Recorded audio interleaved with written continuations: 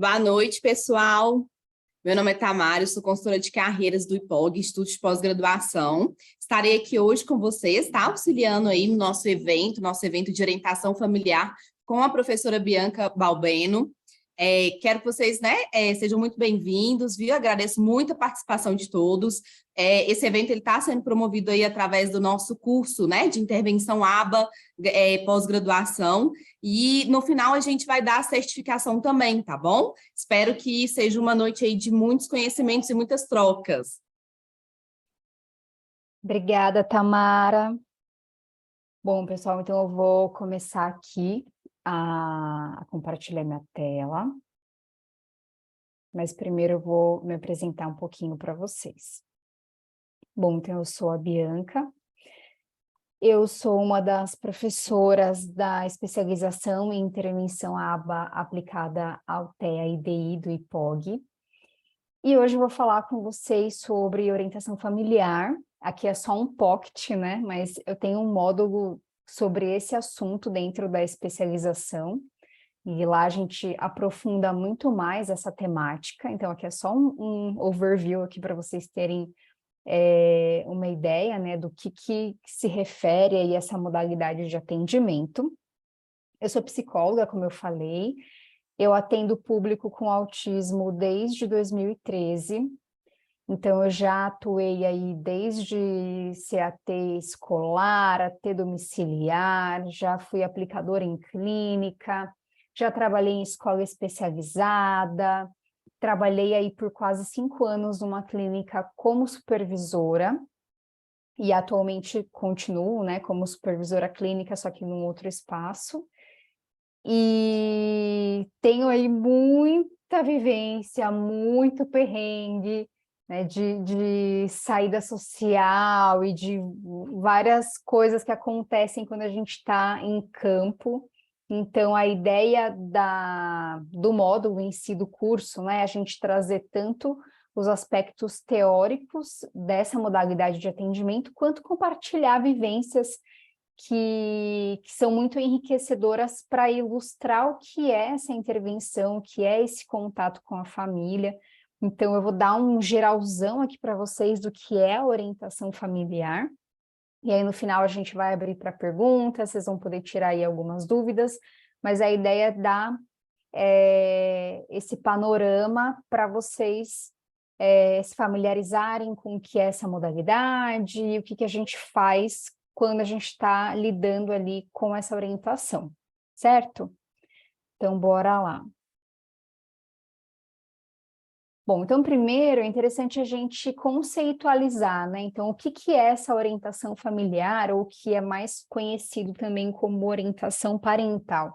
Eu coloquei a temática como orientação familiar, porque muitas vezes a gente vai se deparar com estruturas de família nas quais o principal cuidador não é a mãe, nem o pai.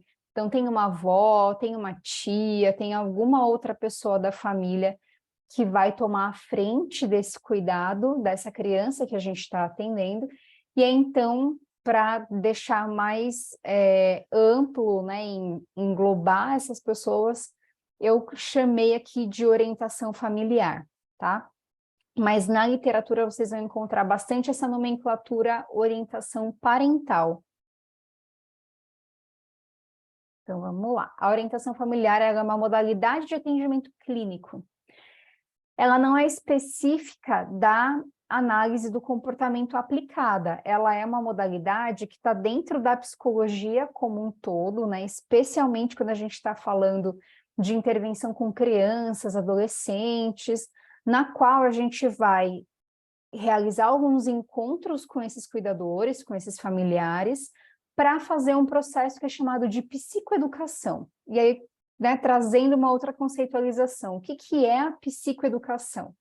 Nada mais é do que a gente ensinar para a pessoa, seja esse familiar, então quando você está ali na intervenção com a própria criança, quando a gente vai fazer um procedimento de psicoeducação, a gente vai ensinar para essa pessoa como que funcionam certos processos comportamentais. Então, quando a gente vai explicar para a família o porquê que uma criança emite um determinado comportamento, a gente vai explicar a lógica por trás daquilo, para que eles consigam primeiro compreender como que o comportamento se dá, para então eles aplicarem algumas técnicas que a gente for ensinar para eles. Então, quando a gente está falando de orientação familiar, a gente está falando de trazer mesmo esse aspecto mais educacional. Então, isso não se refere apenas à análise do comportamento aplicada, né? Todas as áreas da psicologia que vão intervir com criança, adolescente, costuma ter esse tipo de prática de psicoeducação, mas dentro da análise do comportamento aplicada, se a gente for parar para pensar aí numa intervenção direcionada para esse público com TEA, com DI, né, ou com algum outro transtorno do neurodesenvolvimento, isso se faz muito mais necessário porque a gente está falando de uma criança que depende da modificação dessa relação dos outros com ela para que ela desenvolva certas habilidades e ganhe ali um certo repertório. Então, como que a gente faz, né? A gente vai fazer essas reuniões com os cuidadores, e essas reuniões, elas têm como finalidade a gente explicar os objetivos da intervenção. Então, a gente vai ter um primeiro contato com essa família para sentar ali com eles e trazer ponto a ponto quais são os alvos que a gente precisa desenvolver com aquela criança, né? Então, os alvos da intervenção são as habilidades que a gente quer ensinar. Então, quais são os nossos objetivos? O que a gente quer alcançar com essa intervenção? Então, a gente vai sentar com a família e vai apresentar ponto a ponto, explicando cada coisinha que tem ali no nosso plano de intervenção, até mesmo para a gente conseguir identificar se esse planejamento que a gente fez de intervenção vai ao encontro do desejo da família, se a família tem essa mesma percepção em relação às necessidades de aprendizagem dessa criança, e aí se sim a gente segue ali alinhado, e se não a gente vai reajustar os nossos planos, né, os nossos objetivos. Então, o primeiro ponto aí super importante é a gente conseguir fazer esse alinhamento inicial dos objetivos que a gente vai trabalhar com a criança. Então, o primeiro momento da orientação familiar é a gente alinhar esses pontos, porque se eles não tiverem de acordo com os objetivos que a gente está planejando, muito provavelmente isso vai dar problema lá na frente, porque você vai querer que a família faça uma determinada coisa, aplique uma determinada estratégia, ou se comporte de uma maneira diferente com aquela criança, e eles não vão fazer, porque eles não concordam com aquilo, e às vezes eles não relatam isso claramente, né? Então, eu não concordo, não quero.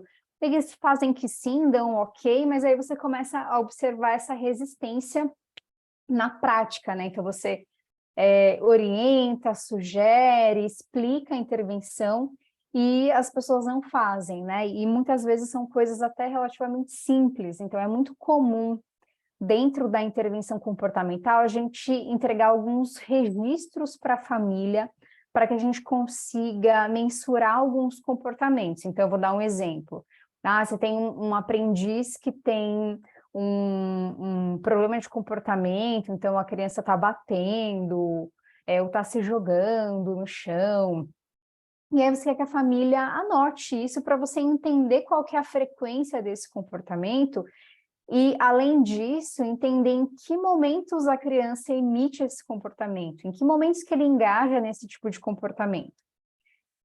Esse tipo de atividade que parece ser tão simples, para algumas famílias não acontece, eles não conseguem fazer.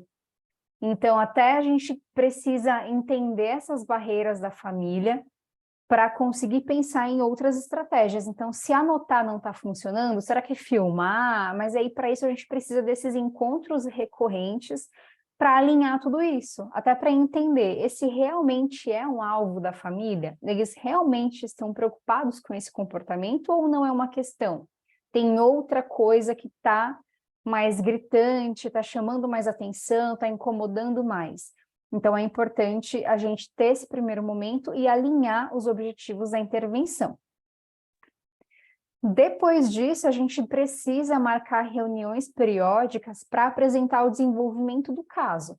Então, de tempos em tempos, e aí isso varia muito do aprendiz que você está atendendo ou da instituição na qual você presta serviço, mas normalmente a gente tem encontros regulares com a família, né? E aí tem lugar que é quinzenal, tem lugar que é mensal, outro semanal, enfim, mas de tempos em tempos você precisa se planejar para apresentar o desenvolvimento do caso. Então, o que dentro de um determinado período essa criança aprendeu? E aí você apresenta esses resultados para a família. Ou, dentro desse período, tem uma determinada habilidade que não saiu do lugar, a criança não aprendeu nada. Por quê? O que está acontecendo? Como que vocês podem, em conjunto, mudar isso para que essa criança aprenda essa habilidade? Porque se essa habilidade está lá na lista de objetivos dela, está no plano de intervenção, é porque todo mundo concordou que é importante, tanto o terapeuta quanto a família. Então, se essa habilidade não está evoluindo, essa criança não está aprendendo, o que está acontecendo? Então, esse momento de apresentar o desenvolvimento do caso é importante tanto para a gente conseguir apresentar esses resultados e mostrar a melhora da criança dentro daquele tempo, mas também para a gente conseguir alinhar objetivos e alinhar estratégias quando essa criança está apresentando uma dificuldade específica. E o terceiro ponto é a gente alinhar as estratégias de mudança de comportamento. E esse ponto está em destaque porque ele é muito importante, tá? Quando a gente vai fazer orientação familiar, a gente precisa desenhar para os pais o que eles precisam fazer para mudar o comportamento daquela criança. Então, aqui a gente tem que ter muita paciência, porque a gente vai repetir bastante. Mais para frente eu vou ensinar para vocês estratégias para a gente conseguir ensinar essa família a manejar, a não manejar o comportamento especificamente, mas como que a gente ensina alguma estratégia para a família, de um modo geral. Então, eu vou apresentar isso aqui para vocês. Mas esse ponto é fundamental. Se a gente não consegue alinhar essas estratégias para mudar o comportamento do nosso aprendiz, a gente cai numa armadilha terrível que é essa criança apresentar o comportamento adequado só em contexto clínico. E aí, quando ela vai da porta para fora, ela não emite os mesmos comportamentos. E aí vira aquela criança que todo mundo fala que está robotizada, que está condicionada, usando o termo condicionado num sentido pejorativo, que não responde, que não generaliza. Mas, claro, ela não vai conseguir fazer nada disso porque ela não está recebendo estímulo em outros contextos, só no contexto clínico. Então, nesse contexto clínico em que ela tem o estímulo correto, ela responde, e nos outros ambientes em que tudo está da mesma forma como era antes, ela vai se comportar da mesma forma como era antes. Então, é importante que a gente consiga trazer muita clareza para as famílias nesse momento de alinhamento de estratégia, porque se a família não engaja na intervenção e não coloca a mão na massa, os nossos resultados são muito menores. Então, esse ponto é super importante e é esse pedaço especificamente que a gente vai olhar daqui para frente, tá? Então, queria conceitualizar para vocês esses aspectos anteriores para vocês terem uma ideia geral do que é essa orientação familiar, mas a gente vai focar nessa parte de como que a gente ensina essas estratégias de mudança de comportamento para os pais. Bom, será que eu já me antecipei? Então, por que a gente tem que alinhar a estratégia? Vamos ver se me antecipei ou não. Perfeito. Então, a gente precisa alinhar essas estratégias para a gente garantir a generalização e a manutenção do comportamento aprendido em sessão, que é um pouquinho do que eu já tinha acabado de falar, né? E só para a gente trazer todo mundo para o mesmo conceito, a generalização, ela diz respeito à ampliação da emissão do comportamento aprendido para outros ambientes e com outras pessoas.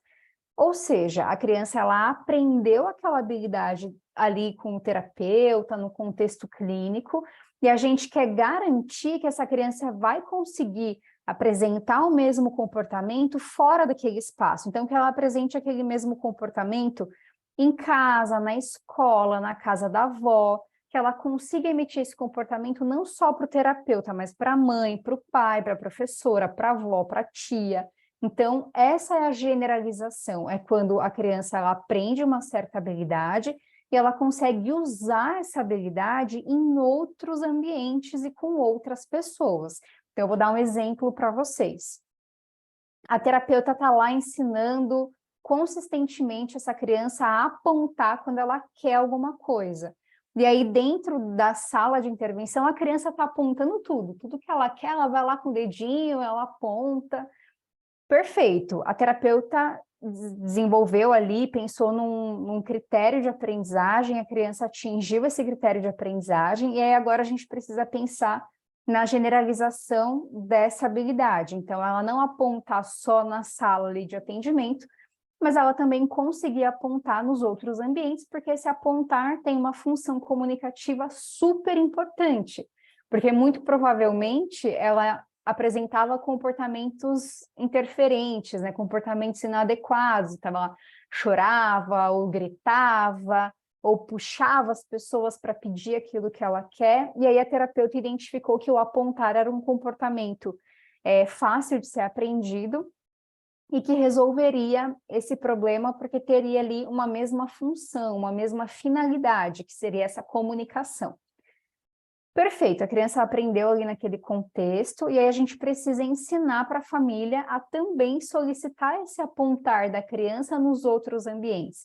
Então, é nessa hora que a gente chama os familiares e apresenta ali para eles, né, ou por meio de filmagem, ou até trazendo para a sessão, para eles verem como que a terapeuta faz dentro desse contexto, e pedindo para que eles façam isso também em outros ambientes e que registrem ou que filmem, que tenha algum tipo de armazenamento dessa informação, de registro dessa informação, não necessariamente por escrito, né, mas que a terapeuta consiga ver se de fato a criança está apresentando esse comportamento em outros ambientes ou não. Então, a gente traz a família para ensinar e, né, falar assim, ó, agora é com vocês. Vai lá, eu estou aqui para dar suporte, mas isso aqui ela já sabe fazer. E aí a terapeuta vai para outros alvos, tá? Então, a generalização é isso. Ela aprendeu, ela amplia a emissão desse comportamento para outros ambientes e para outras e com outras pessoas. E aí a gente tem a manutenção. E a manutenção é aquilo que o próprio nome já diz. A gente quer manter essa habilidade no repertório da criança. Qual que é a diferença da generalização para a manutenção? Quando a gente está falando de generalização, a gente está falando de um comportamento que acontece num contexto específico e a gente quer expandir para outros ambientes, para outros contextos. Quando a gente está falando de manutenção, essa generalização ela já aconteceu. A criança já está usando esse comportamento de apontar em vários lugares, está todo mundo contando que, nossa, que bonitinho, que o Joãozinho está apontando tudo o que quer, e que ele está uma belezinha e tudo mais. Então, ele já faz tudo isso, ele já generalizou essa habilidade, esse comportamento. A manutenção, a gente só quer manter.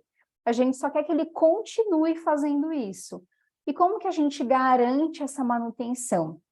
Garantindo que nos ambientes essa solicitação continua acontecendo. As pessoas continuam entendendo o que ele quer quando ele aponta.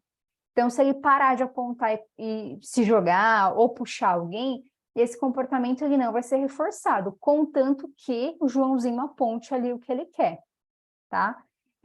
Tem um outro módulo que é de procedimentos de intervenção, que a gente entra em detalhe também na pós, onde esse módulo também é meu, né? E aí eu também ensino como que a gente faz isso, como que a gente ensina essas habilidades para a criança.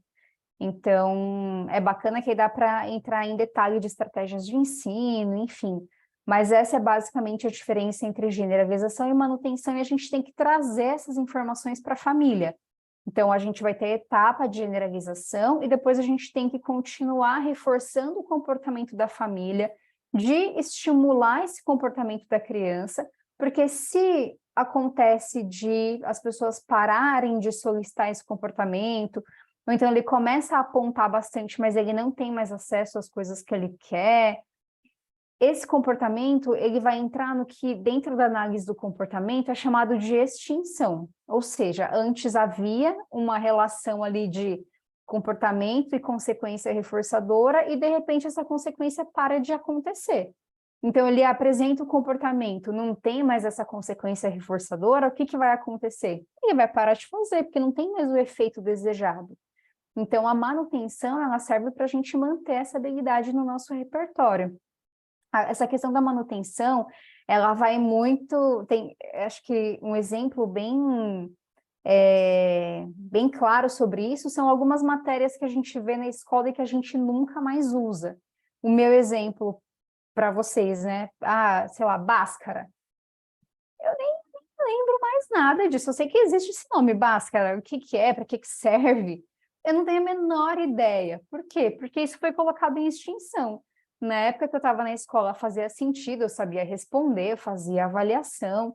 E aí depois que perdeu o efeito para mim, né, a função para mim, eu simplesmente perdi essa habilidade, eu não sei mais fazer esse cálculo, enfim. Então, para a criança, em relação às habilidades que a gente ensina em intervenção, é a mesma coisa. Por isso que muitas vezes acontece de vocês verem uma criança que aprendeu, que passou ali no critério de aprendizagem, de generalização, e aí passa um tempo, ela não responde mais. Ela para de responder porque o ambiente não estimula mais essa resposta. Então, deixa de fazer sentido. Ela não tem mais o efeito que ela tinha antes ao responder daquela forma, e ela simplesmente para de se comportar daquele jeito. Então, é super importante a gente alinhar e trazer para a família essa questão da manutenção também. Bom, e aí, então, eu vou falar um pouquinho sobre por que que a gente... o que que a gente precisa fazer para mudar o comportamento da criança? Então, para a gente conseguir mudar o comportamento dessa criança, a gente precisa mudar o ambiente dela. E aí eu vou entrar um pouquinho nesse conceito de ambiente com vocês. Quando a gente fala de ambiente, é muito comum, e isso pensando na perspectiva das famílias, né? Até é importante quando a gente está fazendo a orientação familiar, a gente buscar sempre traduzir os termos técnicos da nossa área para a linguagem mais simples possível para que eles consigam entender. Mesmo que a gente esteja ali assassinando os conceitos técnicos, é importante que a gente fale da forma mais fácil possível, mais compreensível possível, para que a família aplique de fato aquilo que a gente está orientando. Senão a gente está ali falando um monte de behaviorês, psicologuês, e aí para a família aquilo é que nem quando a gente... Não sei se alguém tem contato com advogado, tem parente advogado, mas quando o pessoal começa a falar no linguajar dele, você fica, meu Deus do céu, o que é isso? E a gente não pode correr o risco de fazer a mesma coisa com os pais das nossas crianças. Então, a gente tem que tomar bastante cuidado com isso. Então, quando eu falo de ambiente, quando a gente precisa mudar um comportamento, a gente precisa mudar o ambiente, não é o ambiente físico, não é a pessoa mudar os móveis de lugar, não é a pessoa mexer com objetos, com coisas concretas.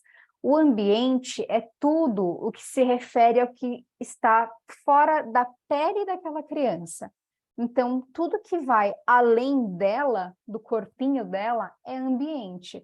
Então, não só o espaço físico, as coisas que estão ao nosso redor, mas as pessoas que estão ao nosso redor, os cheiros, os estímulos visuais, os estímulos táteis, tudo isso é ambiente. E quando a gente vai pensar na mudança de comportamento, a gente precisa pensar na mudança do ambiente. Para que a gente consiga mudar o ambiente, a gente precisa orientar a família de que para que ela mude o comportamento do aprendiz, ali daquela criança, ela precisa mudar o próprio comportamento, porque o comportamento do adulto é ambiente para aquela criança. Então, se a criança está num contexto no qual, usando o mesmo exemplo do apontar, ela se joga, grita, puxa, e ela ganha aquilo que ela quer, porque ela está usando esse comportamento como uma função comunicativa, o adulto está atendendo aquela demanda e ele, né, está entregando aquilo que ela quer.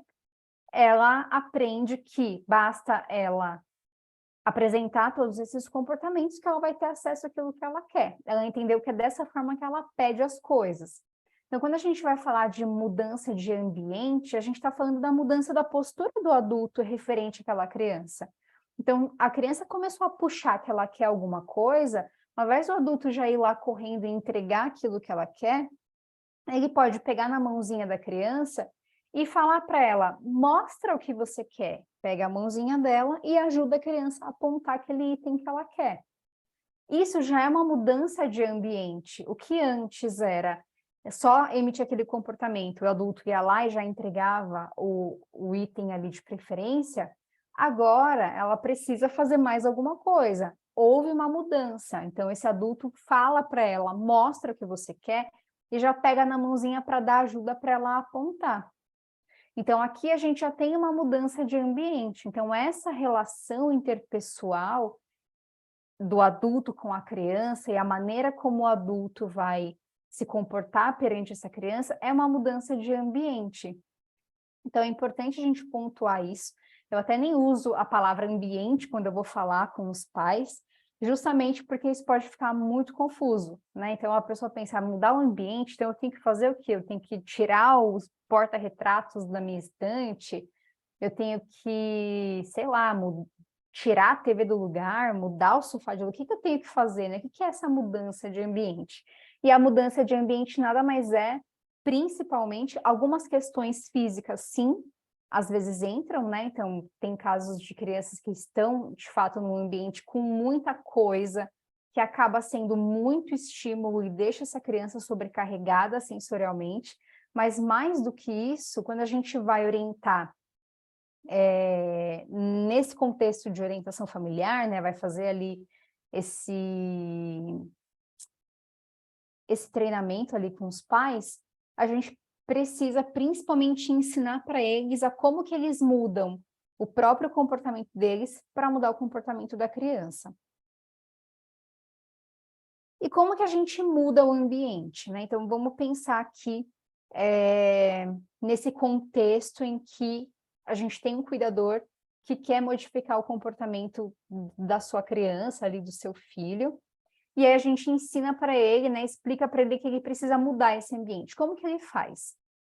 Então, a primeira coisa que ele precisa entender, né, que ele tem que mudar a maneira como ele interage com essa criança,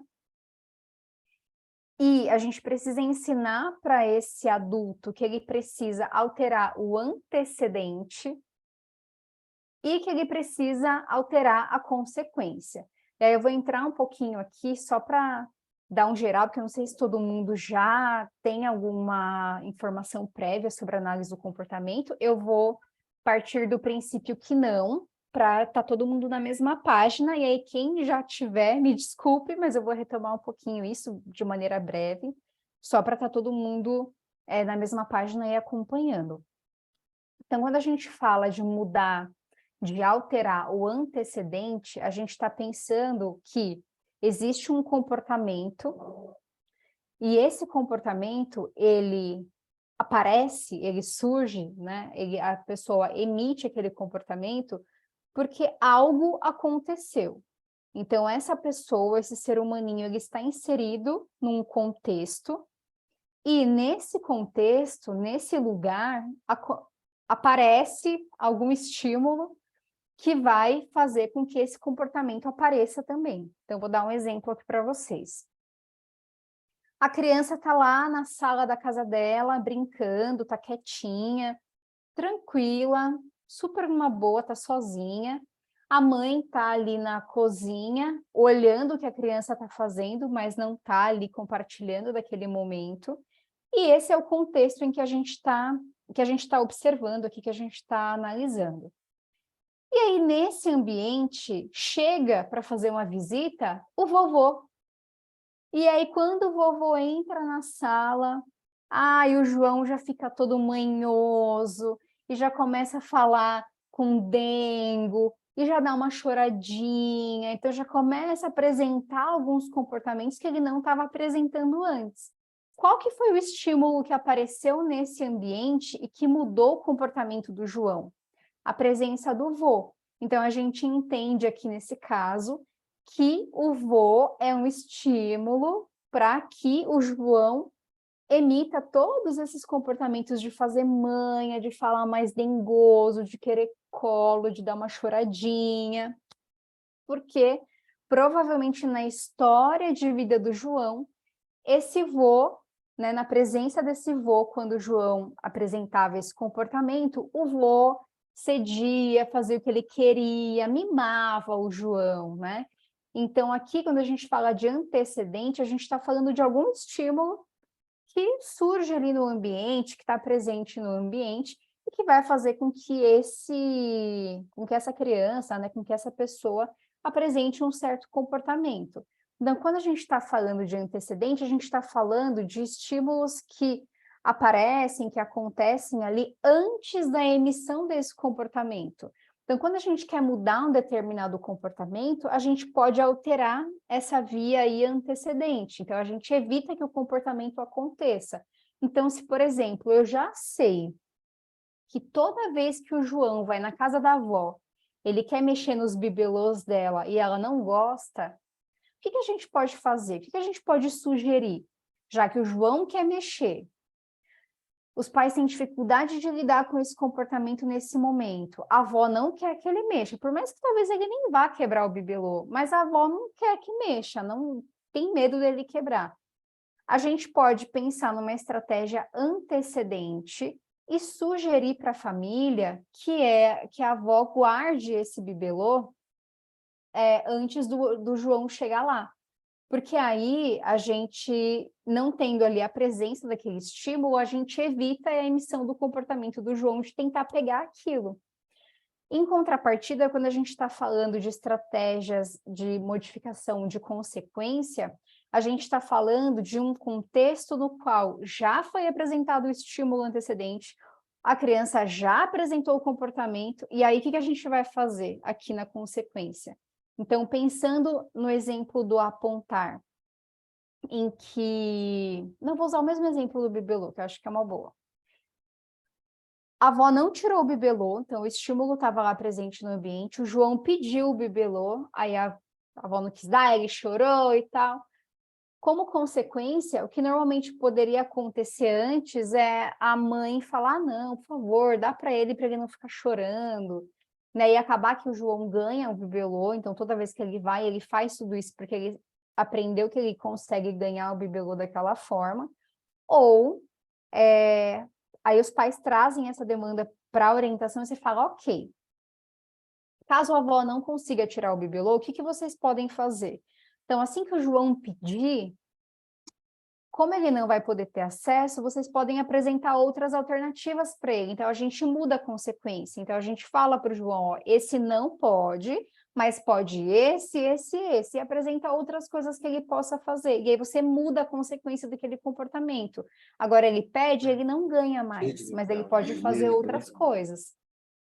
Então, quando a gente está falando de mudança de ambiente, a gente está falando de mudar o que acontece antes do comportamento aparecer e o que a gente pode fazer, o que pode acontecer depois que esse comportamento já apareceu. E a gente precisa ensinar isso para a família, para eles terem autonomia no manejo de comportamento, no ensino de novas habilidades. Então, aqui a gente está pensando em todas as possibilidades, né? Quando a gente está falando de ensinar um comportamento novo, então, sempre que aquela criança apresentar aquele comportamento que a gente quer que ela apresente mais vezes, que a família consiga dar uma consequência que seja agradável para aquela criança. Então, ela apontou, ela ganha o que ela quer, ela falou, e aí a família entrega ou responde, né, ou comemora junto com ela. Então, no antecedente, a gente vai pensar em favorecer esses pedidos, então a gente quer que ela aponte mais, vamos colocar disponível no ambiente coisas que ela gosta, mas tudo fora do alcance, para ela ter que pedir mais, aumentar a frequência desse comportamento. Então, tudo que se refere à mudança de comportamento, a gente vai pensar no que acontece antes e no que acontece depois, e como que a gente pode alterar para estimular e para aumentar a emissão desse comportamento que a gente quer ou para diminuir a emissão desse comportamento que a gente não quer que a criança apresente. E aí, como que a gente pode ensinar os pais? Então, eu trouxe aqui 2 estudos para a gente dar uma olhada, e aí depois eu vou entrar no treinamento comportamental de pais, tá? Então, como que a gente ensina esses pais? Então, tem uma revisão sistemática de 2014, que incluiu estudos de 1990 a 2011 de intervenção para TEA, que indicou que a intervenção aplicada pelos pais, ou seja, os pais sendo aplicadores, esse tipo de intervenção é considerada uma prática baseada em evidência. Então, ok. Os autores desse estudo, dessa revisão sistemática, eles citam que o treinamento de pais, que esse treinamento de pais como é uma das 27 práticas comprovadas com eficácia científica para o tratamento do TEA. Então, o que eles mostram nessa revisão sistemática? Que tem muito resultado, que é muito eficaz quando os pais aplicam a intervenção, quando o treinamento de repertório comportamental é realizado pelos pais. Tem essa revisão, assim, nem precisava fazer, porque é óbvio, né? Mas é importante a gente ter isso documentado, porque quem passa mais tempo com essa criança são os pais, são os cuidadores. Então, claro que se eles conseguirem aplicar as intervenções, a criança vai aprender muito mais, porque é muito mais tempo de intervenção, é muito mais tempo de estimulação. Então, foi feita essa revisão. E o que é preconizado nesse estudo, né? Então, é preconizado que essa capacitação de pais seja realizada com a utilização de técnicas de ensino. Então, nesse estudo, eles identificaram esse resultado de que os pais aplicando é mais eficaz e que, para que os pais consigam aplicar a intervenção, o terapeuta precisa utilizar algumas técnicas de ensino com os pais, para ensinar os pais a aplicarem em seus filhos. Então, o que esses terapeutas precisam fazer segundo esse estudo? Então, uma das técnicas de ensino para os pais, para que o terapeuta ensine os pais, é a videomodelação. O que é a videomodelação? É você mostrar vídeos para os pais dos procedimentos sendo aplicados durante o treino. Então, você vai lá sentar com o pai, você vai falar, olha, pai, eu vou te ensinar a fazer aqui um pareamento por cores. Vem cá, vem assistir esse vídeo aqui. Aí você vai lá, coloca o vídeo para o pai assistir, você aplicando essa intervenção na criança. Ou então um vídeo instrucional genérico de uma pessoa aplicando uma atividade de pareamento de cores. E aí você apresenta esse vídeo instrucional para o pai aprender como faz. E também tem o role play, que é uma simulação. Então, você vai ensinar para o pai fazendo um teatrinho ali com ele. Então, vocês vão ensinar situações reais para os pais treinarem essa aplicação do procedimento. Então, por exemplo, você mostrou o vídeo, na videomodelação você mostrou o vídeo para o pai, olha, pai, é assim que aplica o pareamento por cores. Joia. Agora faz aqui comigo. Vamos treinar. Então, ó, eu sou a criança e você vai aplicar em mim. Aí vai lá e faz a aplicação. Ó, agora eu vou aplicar em você para você ver como faz. E aí vai treinando, fazendo essa simulação, encenando essa aplicação, até que o pai, de fato, aprenda como que faz, e aí vai lá e faz com a criança dele. E também instruções diretas por meio de aulas expositivas e materiais de estudo. Então, aqui é a própria instrução, é o que a gente acaba fazendo bastante em orientação.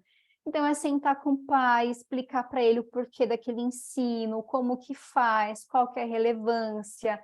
Aí você pode dar uma aula para ele, dar uma explicação, uma apostila, um artigo, alguma coisa que ele vá ler e se apropriar daquele conteúdo. Então, o estudo, essa revisão sistemática de 2014 trouxe esses dados. E a gente tem um outro trabalho também. Então, foi feito o ensaio clínico randomizado. A coleta foi feita entre 2010 e 2014 em 6 centros nos Estados Unidos, centros de atendimento a pessoas com TEA. Então, o que essa pesquisa fez? ela dividiu os participantes em 2 grupos, porque aqui, no primeiro estudo, eles estavam falando sobre a eficácia dos pais aplicarem a intervenção e qual que é a melhor forma de ensinar para os pais. E esse estudo de 2015, esse ensaio clínico randomizado, ele vai trazer para a gente qual que é a melhor forma de ensinar para os pais. Se é através de treinamento para pais ou se é através da educação para pais. Então, esse treinamento para pais era um treinamento mais parecido com o estudo anterior. Então, tem a videomodelação, tem a simulação, então tem todas essas etapas. E a educação para pais, ela é só a instrução, é o que normalmente a gente chama só de orientação parental, né? E não de treinamento parental, que é quando a gente senta e só explica as coisas, mas não mostra como faz, tá? Então, o primeiro grupo de treinamento para pais recebeu instruções. Então, olha, é importante, tá? É assim que faz, lá, instruções. E exemplos por modelação, de como diminuir comportamentos disruptivos. Então, teve a instrução verbal aqui e teve o exemplo. Então, como que faz? A modelação, ela é uma estratégia de ensino na qual a pessoa dá o modelo e o aprendiz reproduz, faz igual, tá? Então, aqui é esse tipo de ensino que eles trouxeram, uma instrução verbal e o modelo dado ali pelo treinador. E o segundo grupo recebeu apenas informações, sem a modelação. Então, não teve esse modelo ali, ó, eu faço, faz igual, eu faço, faz igual. Não, só a instrução. Então, faz assim, faz assado, você tem que fazer de tal jeito, quando a criança fizer tal coisa, você faz assim. Basicamente isso, que a gente costuma já fazer nessas nossas orientações. Qual que foi o resultado desse ensaio clínico randomizado? Os estudos indicaram que o programa de treinamento para pais foi superior ao de educação para pais para reduzir os comportamentos disruptivos. Então, essa pesquisa sugeriu que a capacitação, o treinamento, é mais eficaz quando os pais recebem o modelo ao vivo e informações diretas sobre como lidar com o comportamento-alvo. Então, a informação direta, os 2 grupos receberam. O diferencial é que no grupo de treinamento, eles tiveram o modelo. E aí, o que a gente tem de mais atual em relação a treinamento dentro da análise do comportamento? A gente tem algo que é chamado de pacote de intervenção, pacote de estratégias, que é o Behavioral Skills Training. Desculpem o sotaque, mas é isso aí que tem para hoje, mais conhecido como BST. Então, o que é o BST, né? É uma estratégia de treinamento comportamental que é composta por 4 etapas. Então, a primeira etapa é a instrução, que a gente viu que nos estudos anteriores estão presentes, mas só ela não basta. A segunda etapa é o modelo, que também aparece nesses estudos anteriores. A terceira etapa é o ensaio, que aparece lá no primeiro estudo. E a quarta etapa é o feedback. Então, o que é a parte da instrução, né? Como que é feita essa parte de instrução? Então, primeiro, são dadas as instruções sobre o comportamento-alvo. Então, aqui pensando no BST, a gente vai pensar não só em orientação para pais, em treino para pais, mas em ensino de qualquer coisa. Então, por exemplo, você está lá na sua clínica e tal, e você quer treinar o estagiário, usa o BST. Você quer treinar uma especialista de outra área, usa o BST. Você quer treinar a mãe, o pai, a professora, quem quer que seja, usa o BST. Por quê? Porque ele é um pacote de treinamento no qual você vai cercar ali aquele conhecimento por todas as áreas, né? Por todas as fontes de aprendizagem, digamos assim.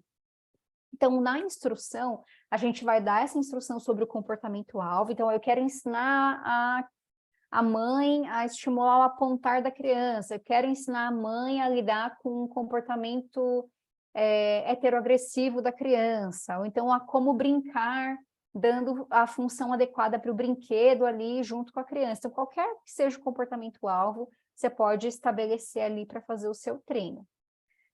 Deu instrução sobre o comportamento-alvo, você vai dar o passo a passo de como realizar uma determinada tarefa, tirando todas as dúvidas. Então, aqui é um momento de conversa, de instrução. Então, o que você vai fazer? Você vai descrever a habilidade em detalhe e explicar por que essa habilidade é importante e como realizar essa atividade. Então, você quer ensinar para a mãe a criança a discriminar cores, né? Identificar as cores. Por que é importante a criança identificar cores? Às vezes para a mãe fala, tanta coisa essa menina quer que eu ensine o Joãozinho a identificar cor. E aí perde-se assim o sentido, né? Então, para que a gente motive a família, a gente precisa explicar o porquê que isso é importante. Então, ele tem que aprender a identificar cores, isso vai impactar na comunicação dele, ele vai usar para pedir as coisas, ele vai usar também em contexto acadêmico para fazer as atividades escolares. Então, a gente vai explicar para a mãe por que é importante o Joãozinho identificar as cores e como que a gente faz o passo a passo. Você vai sentar na frente do João, você vai pegar o brinquedo, você vai falar, João, aponta para mim aqui o vermelho, ele vai, aponta a espadinha vermelha, você entrega, bota no pirata, então você vai dar o passo a passo para ela, do porquê que é importante e como que ela vai estimular lá com os brinquedos na casa dela, por exemplo. E aí você tem que motivar esse cuidador. Então, olha, isso vai ser muito bom, você consegue, eu vou te mostrar como faz, vai lá, tenta, vamos achar um momento aqui na sua rotina para fazer, você bota ela lá em cima, do tipo, cara, vai firme que vai ser bom, você consegue. Você vai fornecer por escrito essas instruções com as etapas a serem realizadas e você vai revisar junto com a mãe. Por quê? Porque quando a gente fala a instrução, muitas vezes a mãe já está pensando em como que ela vai fazer, ai meu Deus do céu, e está ocupada ali com outras coisas e não está 100% atenta no que você está falando. Ou às vezes ela até está, mas depois ela sai dali e vai fazer outra coisa e ela esquece. Então a gente garante que ela vai ter ali todas as etapas certinhas, porque a gente vai entregar por escrito. Como que a gente vai fazer? A gente vai entregar, vai explicar, e depois você pode pedir para a mãe explicar para você de volta. Isso aqui, como que faz mesmo? Fala para mim. E essa, e essa, e essa, até ela compreender ali todas as etapas da instrução, tá? Depois disso, a gente vai responder todas as perguntas. Isso aqui eu não entendi muito bem, isso aqui eu fiquei na dúvida. Tira todas as dúvidas dela nesse momento. Aqui é a parte em que você vai esclarecer ao máximo possível o que precisa ser feito, tá? Porque na hora ali da mão na massa, ela tem que ter muita clareza do que ela precisa fazer, muita clareza dos passos. Claro que ela pode ter ali, né, para consultar, mas é importante que ela saiba exatamente o que ela precisa fazer em cada etapa. E aí, nesse momento, a gente vai dar esse geral. E algo que é opcional, você mostrar algum vídeo instrucional. Então, sei lá, tem um vídeo de uma psicóloga que você acha legal lá no YouTube, que ela fala exatamente desse comportamento-alvo que você quer estimular, que fala da importância da criança ter essa habilidade, e aí você quer usar esse vídeo para complementar o que você falou na instrução. É legal também, é opcional, tá? Aqui no vídeo instrucional é isso, é a pessoa falando sobre, não é na parte como se fosse uma videomodelação, não. Maravilha, a gente deu a instrução, tirou todas as dúvidas, agora a gente precisa dar o modelo. Então, em seguida, a gente vai dar um modelo de como que essa pessoa deverá realizar essa tarefa, podendo ser presencial ou por vídeo. O importante é a pessoa ver ali como é que faz, tá? Então, aqui, o que você, terapeuta, pode fazer? Então, eu vou usar o exemplo da identificação de cores que eu usei ali na instrução.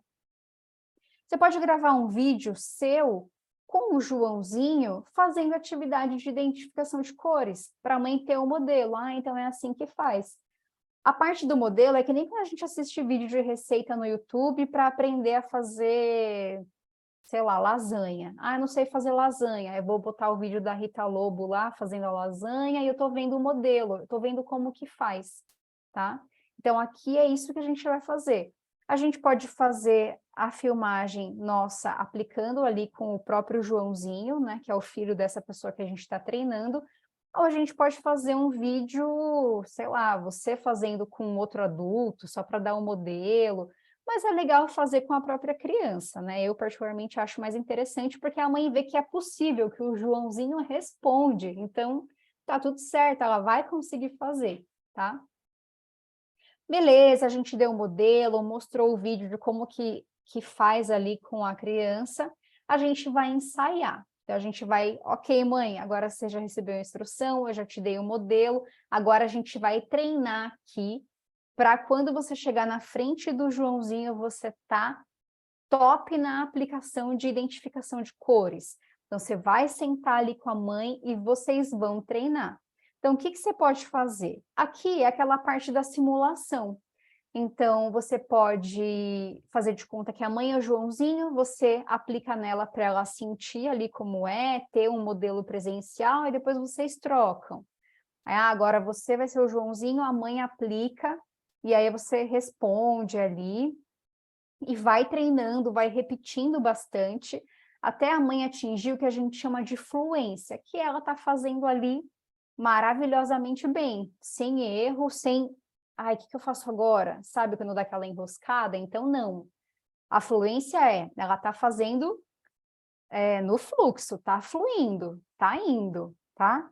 Então, se ela travou, tô na dúvida, ai, como é que é mesmo? Ela ainda não está fluente, não dá ainda para aplicar direto no João. E junto com isso, junto com esse ensaio, tem o feedback. Então, o que é o feedback? É você ir descrevendo, olha, isso aqui você fez muito bem, olha, isso aqui precisa dar uma ajustada, você precisa entregar o reforçador mais rápido. Então, você tem que ir pontuando ali no momento do ensaio, né? Você vai fazendo ali, a mãe vai aplicando em você e você vai dando feedback. Ó, essa aplicação foi muito boa, você já ficou mais segura, perfeito. Ó, agora só tem que ser mais rápido, vamos lá. E aí você vai dando esses retornos para ela. Tenta olhar no olho, tenta garantir a atenção. Então, você vai dando esse retorno para ela, certo? Então, fazendo um geralzão para a gente fechar, que a gente vai, como que a gente vai introduzir essas demandas para os pais? Porque pensando nesse treinamento é bastante coisa, requer tempo da família. Então, o que a gente pode fazer? De um modo geral, a gente vai fazer assim como a gente faz com as crianças. Então, a gente vai dar demandas graduais. Nada de chegar para o pai da criança com uma lista de coisas, você tem que fazer tudo isso, vai ter que mudar a sua vida. Não, calma, vai uma coisa de cada vez. Então, de preferência, escolhe um alvo. Acompanhe o engajamento da família. A criança aprendeu, aí a gente vai para o próximo. Então, vamos com calma, porque vamos parar para pensar no nosso próprio comportamento. Até quando a gente quer mudar o nosso comportamento, que a gente vê a importância daquilo e vai fazer algo de diferente, já é difícil, né? Então, quando você vai começar uma atividade física, fazer uma dieta, ler mais, essas coisas são difíceis, a gente não consegue fazer num clique, a gente vai fazendo mudanças graduais na rotina até, de fato, conseguir essa mudança. Então, com a família é a mesma coisa, a gente tem que ter muito cuidado para não exagerar nas demandas, então vai uma por vez, vai uma coisa muito simples, muito tranquila de fazer, incentiva os pais. A gente precisa fazer que nem a gente faz com a criança. Então, o que a gente costuma fazer com a criança? Dar uma demanda bem pequenininha, que é para a criança conseguir fazer e a gente conseguir reforçar esse comportamento. Com os pais é a mesma coisa, então nem seja algo ridículo, do tipo, ai, sei lá, a mãe fazer um toca aqui 2 vezes por semana. Fala, nossa, a demanda mais fácil que essa não tem, então eu vou começar nessa. A mãe conseguiu fazer, ela registrou lá, filmou, enfim. Reforçar o comportamento, nossa, que fantástico você fez, olha que legal, que bacana, você está conseguindo aplicar. E botar mesmo eles lá em cima do tipo, meu, vocês conseguem, vocês são muito bons pais, agora vamos para cima, vamos para o próximo, né? Então, a gente precisa ser incentivador dos pais sempre. Porque se a gente chega com uma lista enorme de coisas para fazer, eles vão desmotivar. Porque, nossa, putz, é tanta coisa. Ah, deixa ele assim mesmo. Ou então os pais vão trazendo desculpas para a gente, porque teve isso, porque teve aquilo outro, e é porque o custo de resposta está muito alto, que é uma coisa que eu até coloquei aqui no próximo slide. Então, a gente precisa, se possível, e eu coloco aqui nos, se possível, acho que eu coloquei também, não, tem no próximo. O se possível, porque eu sei que depende muito do ambiente no qual vocês trabalham, tem lugar que não dá para fazer certas coisas, né, porque tem uma questão mais burocrática aí por trás, mas, de toda forma, se possível, faça um treino na casa da criança. Então, tá lá no momento de dar modelo, de fazer né, os ensaios, tal, faz na casa da criança, porque é mais fácil a gente modelar o comportamento no contexto ali natural. Então, vai para casa, dá o modelo, coloca a família para fazer junto, né? Depois que ensaiou bastante, tenta acompanhar as primeiras aplicações ali no contexto natural. Isso pode fazer bastante diferença, claro que se isso couber na sua rotina de atendimento. Outro ponto importante também é a gente criar um registro simples e fácil para os pais marcarem os objetivos trabalhados, sempre pensando em custo de resposta. Então, se a gente faz uma folha de registro muito elaborada, a probabilidade deles registrarem é mínima. Agora, se a gente faz uma folha de registro simples, que não o custo de resposta é o quão difícil, quão custoso é ter que emitir esse comportamento, quão difícil é ter que emitir esse comportamento. Então, se é uma folha mais simples, que a pessoa só tem que fazer um risquinho, maravilha, vamos nela, que é a mais fácil e já facilita a vida dos pais. Coloquei esse modelinho aqui de uma folhinha que eu fiz para uma criança uma vez, que eu só queria medir quantas vezes a criança se limpava sozinha, porque a criança sabia se limpar, mas a cuidadora tinha dificuldade em deixar ela fazer sozinha, por receio de não estar bem feito, enfim.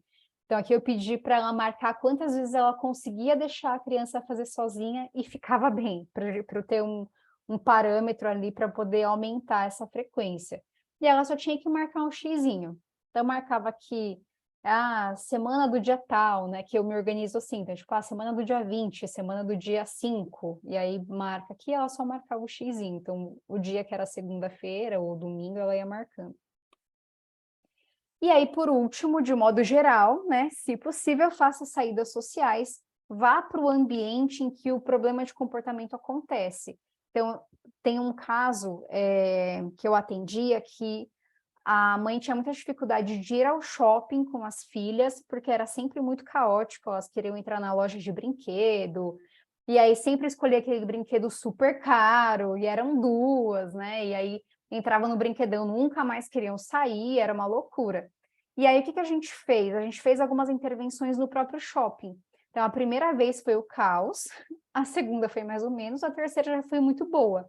Hoje elas vão no shopping quase todo fim de semana e é super tranquilo, porque não sei para quem que é de outras regiões aí do país, mas passeio de paulista é no shopping, né? Então era uma questão importante porque elas ficavam um pouco limitadas em relação a lazer. E aí essa intervenção foi super importante e hoje é algo que é mega superado já pela família, eles já estão super bem com relação a isso. E aí, quando a gente vai fazer esse tipo de procedimento em ambiente natural, especialmente onde a família vai se expor no ambiente público, né, onde a criança pode ter um problema de comportamento na rua, né, no ambiente público de um modo geral, a gente precisa fazer um bom planejamento. Então, o que é esse planejamento? A gente vai colocar todas as possibilidades e como que a gente vai intervir em cada uma delas. Então, o que de pior pode acontecer e diminuindo os níveis de gravidade até sair tudo bem. E aí, quais são os planos para cada situação. Então, a criança se jogou e fez o maior auê lá dentro da piscina de bolinha. O que a gente tem que fazer nessa situação? Já vai tudo planejado antes. Então, a gente vai tirar a criança, vai tentar apresentar algum combinado, o que vai fazer nessa situação? Já tem que estar tudo planejadinho para se acontecer, se não tem que pensar na hora, já foi pensado, tá? Então, isso é bem importante, traz muita tranquilidade para a família e para a gente também, porque você já está ali, você não tem que lidar com o improviso, já está tudo no esquema. E possíveis alvos, esse é o último slide, eu juro, possíveis alvos de intervenção. Então, o que a gente pode fazer ali no treino com os pais? Trabalhar a questão da rotina, como usar um painel de rotina, como usar a rotina como uma estratégia de flexibilidade comportamental. A gente pode pensar em habilidades de comunicação, e aí usar o nosso treino ali, usando as estratégias do BST, para ampliar a comunicação, então ensinar a família a estimular essa habilidade na criança. Manejo de comportamento interferente, que é uma demanda muito recorrente, então pegar ali aquele comportamento específico daquela criança, trazer para o treinamento de pais e o ensino de novas habilidades. Então, para além de diminuir problemas de comportamento, comportamentos interferentes, né, problemas de comportamento, também pensar em como que a gente pode ampliar o repertório dessa criança, como que a gente pode aumentar as habilidades, ensinar novas habilidades, certo? Bom, gente, então, muito obrigada para quem ficou aí na palestra. E agora eu vou passar a palavra para a Tamara, e estou aqui para tirar dúvidas também. Quem quiser abrir o microfone ou colocar no chat, fica super à vontade. Boa noite, pessoal. Alguém tem alguma dúvida? Quer falar alguma coisa? Temos uns minutinhos aí. Sem dúvidas. Então, eu quero agradecer, viu, professora Bianca, pela palestra maravilhosa, muito enriquecedora. A gente vai encaminhar um certificado, tá? Para todo mundo via e-mail, e vamos encaminhar também a gravação, tá, pessoal? E aí também vamos entrar em contato para apresentar um pouquinho mais da nossa pós de intervenção ABRE para quem tem interesse na área. Muito obrigada, viu, professora? Ótima noite. Obrigada, boa noite. Obrigada, pessoal. Boa noite.